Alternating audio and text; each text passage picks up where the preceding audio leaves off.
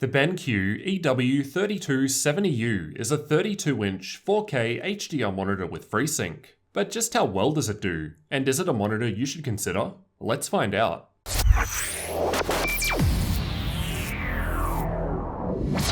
The 31.5-inch panel has a 16:9 aspect ratio and runs with the 4K resolution, so 3840 by 2160, which gives us 140 pixels per inch.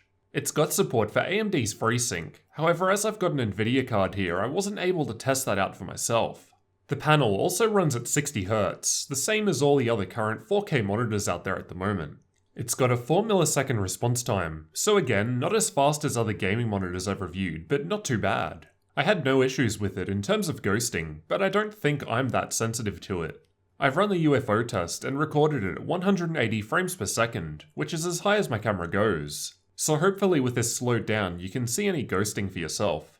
It's got a peak brightness of 300 nits, so unlike other monitors that have full 1000 nits for HDR, it's not going to get anywhere near as bright. These are my own measurements while testing outside of HDR mode. It's a VA panel, which is why we're getting decent contrast. And in terms of color gamut, BenQ just note that it's capable of 95% of the DCI P3 color range, with support for 1.07 billion different colors. In my own testing, I can only really test sRGB, NTSC, and Adobe RGB with the Spider 5 Pro, as that seems to be all the software supports. And these are my results while testing with the standard preset. Pretty good. This was my second time using a monitor with HDR support, and the software side of things in Windows has definitely improved since then with the latest 1803 version. In Windows, you get a slider that allows you to adjust the brightness of SDR content while the HDR content is unaffected. It looks a little strange while changing, but it's good to have the option. Aside from some HDR content on Netflix and a select number of videos on YouTube, there still isn't really that much available yet, but this will improve going forward. While watching some 4K HDR demos on YouTube, there was a definite noticeable improvement to the overall video quality with HDR enabled. Although I can't really show you how it looks as I'm not recording with HDR, this isn't an HDR video, and you may not even have an HDR monitor, this is the best I've been able to do. These photos were taken of the same scene from an HDR demo, with and without HDR enabled. And with HDR on, there's just more depth and contrast. It just looks better in my opinion. And I think you can kind of see that a bit here, although it looks way better in person. I didn't notice any changes even while looking at the screen on sharp angles. BenQ lists that it's capable of 178-degree viewing angles, both vertically and horizontally. I've also performed my usual backlight bleed test, which involves having the screen completely black in a dark room to help emphasize any bleeding. I then take a long exposure photo to display any bleed, so this is a worst case scenario test. There was just a little noticeable difference on the left and right sides, although it wasn't really noticeable during normal use, but this will vary between monitors. It's not just all about the panel though. Taking a look at the rest of the monitor, it's got a glossy black stand, which connects to the silver plastic base.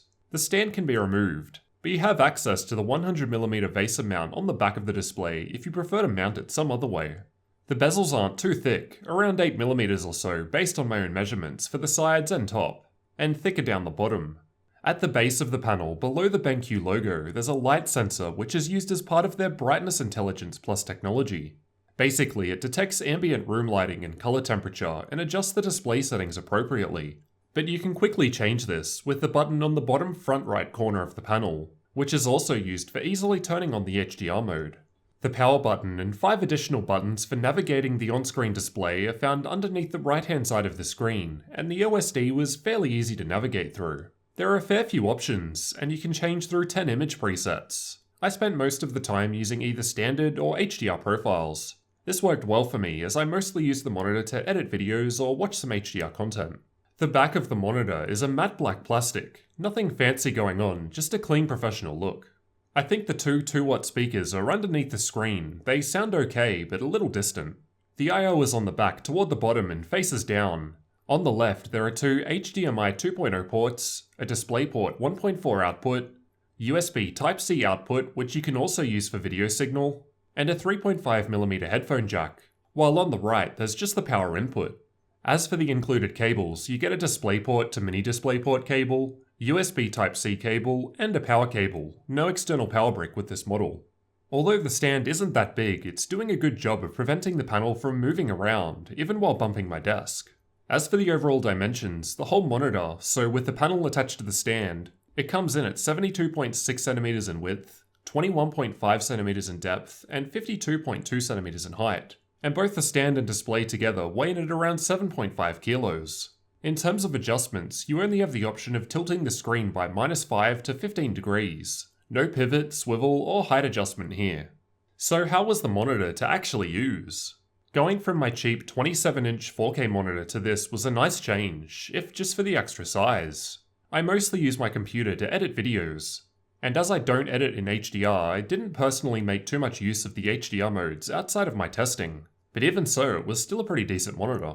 As for gaming, if you plan on playing games at 4K, you'll need a seriously powerful graphics card to actually push that many pixels. 4K at 60Hz equates to just under 500 million pixels being displayed every second. Crazy stuff. I've previously compared the Nvidia 1080 against 1080 Ti and included 4K benchmarks in that video, if you need to get an idea of which you need for 4K gaming, although it depends on the game and settings used. I don't think I'd want to go above 32 inches personally. The corners start to feel like they're too far away.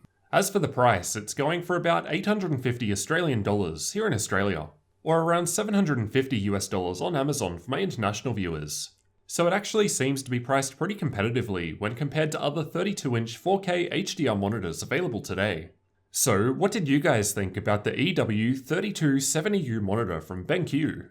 Overall, I think it's a pretty decent monitor for the price, compared to similar spec'd panels from the competition. But as I've said before, we're still in the early days of HDR. And although this is only the second monitor with HDR support that I've tested, it still looked pretty good to me. Better than without the HDR mode with HDR content, as you get extra contrast and dynamic range, despite it not being a full HDR experience with 1000 nits of brightness. Be sure to let me know your thoughts down in the comments, and leave a like if you found the information useful. Thanks for watching, and don't forget to subscribe for future tech videos like this one.